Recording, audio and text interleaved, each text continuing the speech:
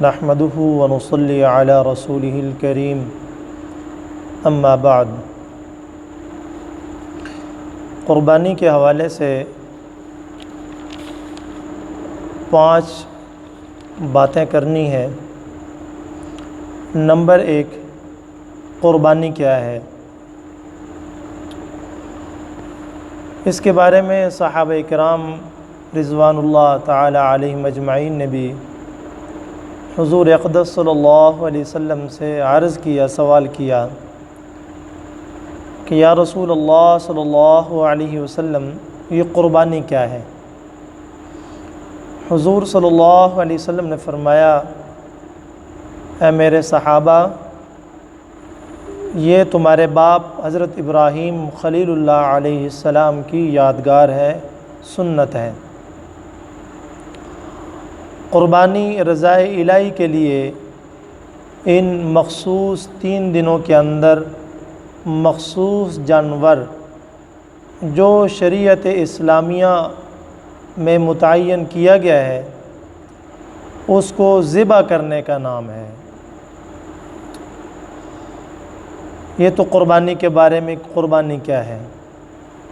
دوسری بات، قربانی کا نصاب، قربانی کس پر واجب ہے؟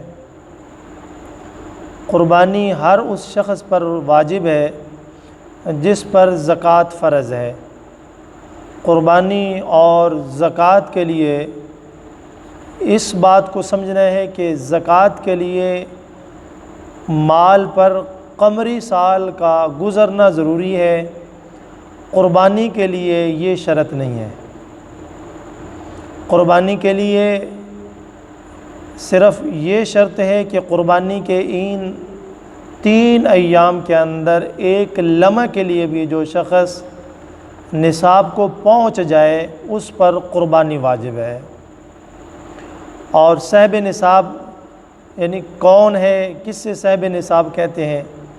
جس شخص کے پاس 7.5 تولہ سونا ہو یا 52.5 تولہ چاندی ہو، اور یا اتنا مال ہو جو 52.5 تولہ چاندی کو پہنچ سکے، یا مال تجارت ہو جو 52.5 تولہ چاندی تک پہنچ جائے، یا ضروریات زندگی سے زائد سامان ہو جو 52.5 تولہ چاندی کی مقدار کو پہنچ جائے، اس شخص پر قربانی واجب ہے۔ اب ہر شخص یہ دیکھ لے کہ میں صاحب نصاب ہوں یا نہیں۔ آسان سا طریقہ ہے، اور جو قرض کا لین دین اس کا بھی حساب کر لیا جائے کہ اب مثال کے طور پر میں نے ایک آدمی کا 40,000 قرض دینا ہے، لیکن اس کے برعکس میں نے 1,20,000 کا لوگوں سے قرض لینا بھی ہے، تو 40,000 اس میں سے جو ہے مائنس کر لے، باقی جو ہے وہ 80,000 بچ جائے گا۔ تقریباً 80,000 کے لگ بھگ جو رقم ہے وہ صاحب نصاب ہے۔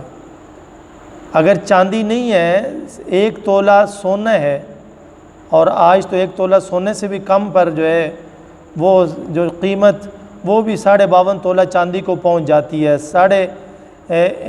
52 تولہ چاندی کی مقدار پر آدھا تولہ 1 تولہ سونا پہنچ جائے، 7 روپیہ پیسہ یا ضرورت سے زائد سامان ہو جائے، تو اس کی مقدار 7.5 تولہ سونا پر نہیں ہوگی، 52.5 تولہ چاندی پر ہوگی۔ یہ صاحب نصاب ہے۔ اور جو ہے تیسری بات، قربانی کا حکم۔ قربانی کے بارے میں اللہ تبارک و تعالی فرماتے ہیں کہ وَلِكُلِّ أُمَّةٍ جَعَلْنَا مَنْسَكًا لِيَذْكُرُوا اسْمَ اللَّهِ عَلَى مَا رَزَقَهُمْ مِنْ بَهِيمَةِ الْأَنْعَامِ، اور ہم نے ہر امت کے لیے قربانی کرنا اس غرض سے مقرر کیا تھا کہ وہ ان مخصوص چوپاؤں پر اللہ کا نام لیں جو اللہ نے ان کو عطا فرمائے۔ اس میں یہ چیز واضح ہے کہ قربانی ہر امت کے لیے جو ہے ضروری، حضرت آدم علیہ السلام کے بارے میں اللہ تبارک و تعالیٰ فرماتے ہیں کہ وَاتْلُ عَلَيْهِمْ نَبَأَ ابْنَيْ آدَمَ بِالْحَقِّ اِذْ قَرَّبَا قُرْبَانًا فَتُقُبِّلَ مِنْ أَحَدِهِمَا وَلَمْ يُتَقَبَّلْ مِنَ الْآخَرِ۔ ان پر حال آدم کے دو بیٹوں کا جو ہے ان کا ذکر سنائیے، وہ پڑھیے۔ جیسے قربانی کی دونوں نے، نیاز دی دونوں نے، ان میں ایک کی قربانی قبول ہو گئی اور ایک کی قبول نہیں ہوئی۔ اس سے کیا ثابت ہے کہ قربانی حضرت آدم علیہ السلام کے زمانہ سے چلی آ رہی ہے۔ حضرت نوح علیہ السلام بھی جو ہے وہ جانوروں کو ایک مذبح جہاں ذبح کرنے کا ایک جگہ تھی، وہاں جانوروں کو لے جاتے اور وہاں اللہ کے نام پہ وہاں چھوڑ دیتے اور آگ آتی جلا دیتی۔ اور اسی طریقے سے جو ہے ہر امت میں اس کا رواج رہا ہے۔ حضرت ابراہیم علیہ السلام کی یہ سنت ہے جو آج تک چلی آ رہی ہے۔ اور قربانی کا حکم وَلِكُلِّ أُمَّةٍ جَعَلْنَا مَنْسَكًا لِيَذْكُرُوا اسْمَ اللَّهِ عَلَىٰ مَا رَزَقَهُم مِّن بَهِيمَةِ الْأَنْعَامِ، یعنی اللہ کا نام لینا۔ مشرک کیا کرتے ہیں کہ جانوروں کو بتوں کے نام پر ذبح کرتے تھے۔ اللہ نے حکم دیا نہیں، جانوروں کو میرے نام پر صرف ذبح کیا جائے گا، نیاز صرف میرے نام پر دی جائے گی۔ قربانی، نیاز یہ سوائے اللہ کے کسی اور کے لیے جائز نہیں، اور اس پر اللہ کا نام لینا ہے، اللہ کو یاد کرنا ہے۔ کیوں؟ اس لیے کہ یہ چھپائے اللہ نے عطا فرمائے، جب اللہ نے عطا فرمائے تو اللہ کے نام پر یہ ذبح ہوں گے۔ جب بھی نظر و نیاز وہ اللہ نے عطا فرمائی، جو بھی چیز، جو بھی نعمت اللہ نے عطا فرمائی، نظر، نیاز، قربانی اللہ کے لیے ہے۔ قربانی کی روح کیا ہے؟ قربانی کی روح فَإِلَٰهُكُمْ إِلَٰهٌ وَاحِدٌ، قربانی کی یہ روح ہے کہ تمہارا معبود ایک اللہ۔ قربانی کرتے وقت یہ بات ذہن نشین رہے کہ قربانی میں ایک اللہ وحدہ جو لا شریک ہے اس کے نام پہ کر رہا ہوں، ورنہ قربانی تو اللہ کے ہاں نہیں پہنچتی۔ لَن يَنَالَ اللَّهَ لُحُومُهَا وَلَا دِمَاؤُهَا وَلَٰكِن يَنَالُهُ التَّقْوَىٰ مِنكُمْ، کہ قربانی کا گوشت، قربانی کا خون یہ اللہ کے ہاں نہیں پہنچتا، تمہارا تقویٰ، یہ دل، یہ اس کا تقویٰ اللہ کے ہاں پہنچتا ہے۔ تو یہ قربانی کی روح ہے۔ اس کے سامنے سر جھکانا، اگر یہ روح تقویٰ نہیں ہوگی تو یہ قربانی بے معنی ہو جائے گی۔ نماز، روزہ، تقویٰ و قربانی و حج یہ سب باقی ہیں، تو باقی نہیں۔ جب اللہ تعالیٰ کے ساتھ تعلق نہیں ہے تو یہ ساری چیزیں بے فائدہ۔ قربانی کرے لیکن اس کے اندر روح تقویٰ کی موجود ہوگی۔ فَلَهُ وَاسْلِمُوا وَبَشِّرِ الْمُخْبِتِينَ، اے پیارے پیغمبر علیہ السلام، ان لوگوں کو خوشخبری سنا دیجئے جو اللہ کے سامنے جھکے رہتے ہیں، خشوع خضوع کی شکل اختیار کیے رکھتے ہیں، ان کو خوشخبری سنا دیجئے، اللہ کے سامنے جھکے رہتے ہیں، جنہوں نے قربانی اللہ کے نام پر کی۔ جو ایک اور جگہ پر اللہ تبارک و تعالیٰ فرماتے ہیں قُلْ إِنَّ صَلَاتِي وَنُسُكِي وَمَحْيَايَ وَمَمَاتِي لِلَّهِ رَبِّ الْعَالَمِينَ، اے میرے پیارے پیغمبر فرما دیجئے، کہہ دیجئے، ان صلاتی، یہ میری نماز، ونسکی قربانی، ومحیایا اور یہ میری زندگی، ومماتی اور میری موت، للہ رب العالمین، صرف اللہ کے لیے جو رب العالمین ہے۔ اور قربانی کا فائدہ کیا ہے؟ قربانی کا دنیاوی فائدہ کیا ہے؟ یہ بھی چیز، قربانی کا دنیاوی فائدہ یہ ہے کہ اس کی وجہ سے نظام دنیا برقرار ہے، جیسا کہ اللہ تبارک و تعالیٰ فرماتے ہیں جعل اللہ الکعبۃ البیت الحرام قیاما للناس والشہر الحرام والہدی والقلائد، اللہ نے کعبہ کو کر دیا جو گھر ہے بزرگی والا، قیام کا باعث لوگوں کے لیے، اور بزرگی والے مہینوں کو، اور قربانی کو جو نیاز کعبہ کی ہو، جن کے گلوں میں پٹا ڈال کر لے جائیں۔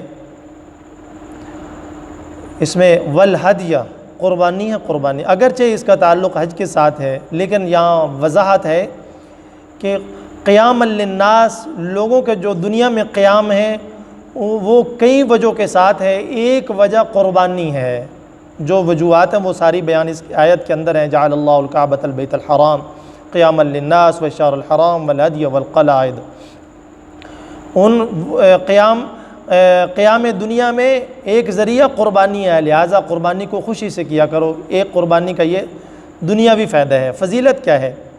ترمذی ابن ماجہ کی روایت، حضرت عائشہ صدیقہ ام المومنین، مومنوں کی ماں، ان سے روایت ہے کہ رسول کریم صلی اللہ علیہ وسلم نے ارشاد فرمایا کہ ذی الحجہ کی 10ویں تاریخ یعنی عید الاضحیٰ کے دن فرزند آدم کا کوئی عمل اللہ تعالیٰ کو قربانی کے عمل سے زیادہ محبوب نہیں، اور قربانی کا جانور قیامت کے دن اپنے سینگوں اور بالوں اور کھروں کے ساتھ زندہ ہو کر آئے گا، اور قربانی کا خون زمین پر گرنے سے پہلے اللہ تعالیٰ کی رضا اور مقبولیت کے مقام پر پہنچ جاتا ہے۔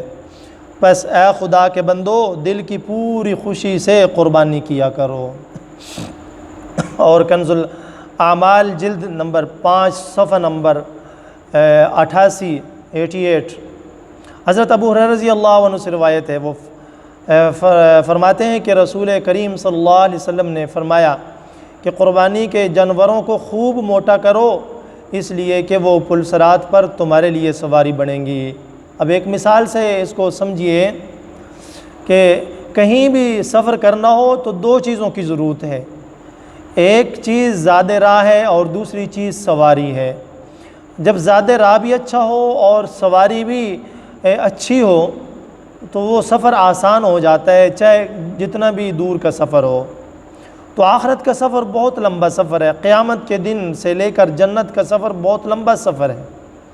اب قیامت کے دن اللہ تبارک و تعالی قربانی کرنے والوں کو سواری عطا فرمائے گا، یعنی وہی جانور آئے گا کھروں سمیت اپنی حالت میں، اور موٹا تازہ ہوگا، اور پلسرات جو اتنا لمبا سفر ہے اس کے لیے اللہ تبارک و تعالی وہ سواری عطا فرمائے گا جو تم نے دنیا میں قربانی کی ہوگی۔ اور زاد راہ کیا ہے؟ اس کے ساتھ جو آپ لوگ صدقہ فطر ہو گیا، نفلی صدقات ہو گئے، یہ زاد راہ ہے، تو یہ یعنی آخرت کے لیے سواری ہے۔ اور قربانی نہ کرنے کی وعید کیا ہے؟ قربانی نہ کرنے کی وعید نوٹ کر لیجئے کہ جیسے آدمی کسی سے ناراض ہوتا ہے تو ناراض ہونے کے درجے ہوتے ہیں، ایک عام ناراضگی ہوتی ہے، ایک سخت ناراضگی ہوتی ہے۔ عام ناراضگی میں یہ بات ہے کہ یار تو نے میرے ساتھ بات نہیں کرنی، عام ناراضگی ہوگی کہ تو نے میرے ساتھ، اور ایک ناراضگی کہ تو نے میرے گھر میں آنا ہی نہیں ہے، تجھے اجازت ہی نہیں ہے میرے گھر تک آنے کی بھی۔ آپ صلی اللہ علیہ وسلم جو وجہ کائنات ہیں، امام الانبیاء ہیں، سید الرسل ہیں، خاتم الانبیاء ہیں، سرور دو جہاں ہیں، اور امام المجاہد ہیں، امام المبلغ ہیں، وہ فرماتے ہیں کہ جو شخص قربانی کی استطاعت رکھتا ہو لیکن قربانی نہ کرے، اس کو چاہیے کہ وہ عیدگاہ کے قریب بھی نہ آئے، عیدگاہ کے اندر تو دور کی بات ہے، قریب بھی نہ آئے۔ یہ قربانی جو ہے نہ کرنے کی وعید ہے۔ لہٰذا قربانی کو خوشی کے ساتھ، اور صاحب نصاب جو ہے ہر گھر کے اندر دیکھ لیں کہ کون کون صاحب نصاب ہے۔ جب آپ چیک کریں گے تو ایک کی بجائے 2 3 شخص نکل آئیں گے صاحب نصاب۔ اور قربانی کرنے میں کوتاہی بھی نہ کریں، اور قربانی میں غلطی بھی نہ کریں۔ کوتاہی کیا ہے کہ صاحب نصاب ہونے کے باوجود قربانی نہ کی، یہ کوتاہی ہوگی۔ غلطی کیا ہے کہ صاحب نصاب شخص اور ہے، قربانی کرنے والا دوسرا شخص ہے جو صاحب نصاب نہیں ہے۔ صاحب نصاب پر قربانی واجب ہے اور دوسروں پر وہ نفلی ہے، وہ بھی قربانی کر سکتے ہیں، خوشی اگر ان کی خوشی ہو، آسانی ہو، لیکن صاحب نصاب نہیں ہے تو خوشی کے ساتھ کر سکتے ہیں، شریعت کی طرف سے واجب نہیں ہے۔ تو لہٰذا یہ دیکھنا ہے کہ قربانی صاحب نصاب کی طرف سے ہو، جس کی طرف سے نصاب نہیں ہے، مثلا بیٹا صاحب نصاب ہے، باپ صاحب نصاب نہیں ہے تو صرف بیٹا قربانی کرے گا، باپ نہیں کرے گا۔